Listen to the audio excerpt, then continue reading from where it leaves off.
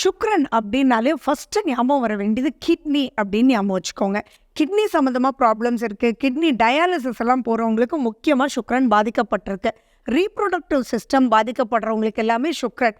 அதே மாதிரி நிறைய இந்த யூடிஐ வருது. சுக்ரனும் ராகுவும் சம்மந்தப்பட்டால் அவங்களுக்கு வந்து யூடிஐ ப்ராப்ளம்ஸ் எல்லாமே வருது. செக்ஷுவல் ஆர்கன்ஸ் ப்ராப்ளம் ஆகிறது பூராமே இந்த சுக்ரன் தான். சுக்ரன் அப்படின்னு சொல்லும் போதே ரொம்ப முக்கியமாக நீங்கள் வெள்ளை கலர் மொச்சை இருக்கு இல்லையா, அதில் அதிகமாக இருக்கக்கூடிய கிட்னி பீன்ஸ்ன்னு சொல்கிறோம்.